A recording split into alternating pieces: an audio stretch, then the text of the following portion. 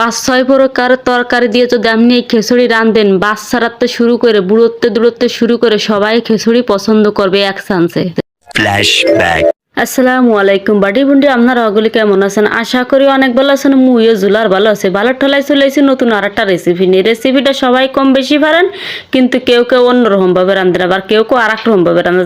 যাই কথাবার্তা উল্টো পাল্টা হলে আপনারা বুঝে নিন। তো তরকারি তো বয় দিছি, বুঝছেন, সবজি দিয়ে হবে, সব পদের সবজি দিচ্ছি। কিরম ভাবে বসাই দিচ্ছি হয়তো আপনারা বুঝতেছেন, দেখতেছেন। আর আমি একটু উল্টো কোনো কথা কথি থাই। জিরে দিয়ে দেবেন, কড়া জিরে দিয়ে দিলে ভালো হবে, বুঝছেন। তার মধ্যে অলতি দিয়ে দেবেন, আর কোনো মশলা দেবেন না, মানে ওই যে কি করে গুঁড়ো মরিচ টরিচ সেইগুলো দেবেন না, কোনো বাটা মশলা দেবেন না, তাহলে কিন্তু খাতে ভালো লাগবে না। তরকারিগুলো সুন্দর মতো কষায় এখন দিয়ে দেবো ডাল, পরিমাণ মতো ডাল দিয়ে দিয়েছিলাম। এদের চাইলেও কিন্তু সুন্দর মতো দিয়ে দিছি। ওই যে আমরা ফুলকপি, গাজর, আলু, তারপরে কড়া দুটো তিনটে ওই যে উশিয়ে দিয়ে বয় দিছি, বুঝছেন। ইয়ে তো দেখলেন কি কি দিলাম, পরিমাণ মতো লবণ টবণ দিয়ে তেলও পরিমাণ মতো দিলাম। এখন দিলাম চাইরে ডাইটে, সুন্দর মতো চালটা কষাই নেবেন। চালটা একটু কষাই নিলে গিরান ছুটলি এর পরে কিন্তু ওয়াটার মোড়া দিয়ে দিবেন। তা আগে সুন্দর মতো কষাই নি গুটানাটা দিয়ে।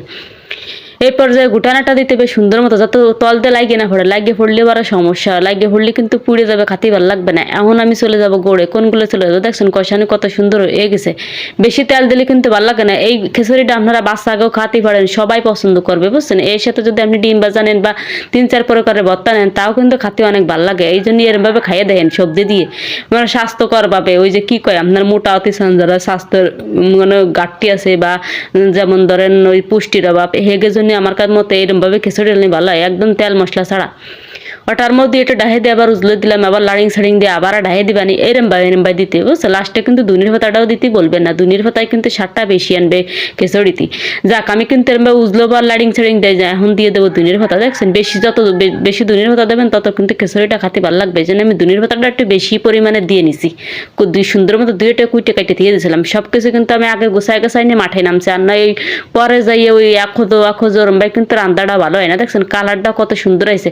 মাইসি ফিল্টার মারে, আমার কোনো ফিল্টারও নাই, আমি মারার মতো পরিস্থিতিও নাই, মানে আমি পারিও না, সত্যি কথা যেটা, বুঝছেন। আমার ক্যামেরায় যে মরছে এর আমি আপনাকে দেখাইছি। দেখছেন কত সুন্দর দেখা যাচ্ছে, কালারটা কত সুন্দর, দেখে মনে হচ্ছে যে কাটি বসে দেয় না, কারণ একদম জজ ধরা হবে। আমার ভাতগুলো কোনো উল্টো পাল্টা হবে না, সুন্দর মতো আর একটা লাড়িং সাড়িং দিয়ে আমি ডাহে দেবো। যত সময় আর একটু ভালোভাবে না ফুটবে, যে হালকা দেখছেন ভিতরে একটা বিসি দেওয়া যাচ্ছে, যারা কয় মাইজ, হেঁটে যাতে হয়ে যায়। এই জন্য আমি সুন্দর মতো গুছাই এরম ভাই দিয়ে ডাকনা ডাহে একটা লবঙ্গ দিয়ে দেবো। তার আগে চলেন আমরা ছোটো একটা ইন্ট্রো দিয়ে আসি, বুঝছেন। ইন্ট্রো না দেখলে আর ভালো টাইম চলে আসি। পরে আসার পরে যে ডাকনাটা উজলে কত সুন্দর বার এখন লাইড়ে দিয়ে আপনাকে দিয়ে আসছে, একদম ফুল মতো ফুটেও গেছে, কোনো জায়গায় শক্ত নাই, একদম জজ যারা পারফেক্ট একটা খিচুড়ি হয়েছে।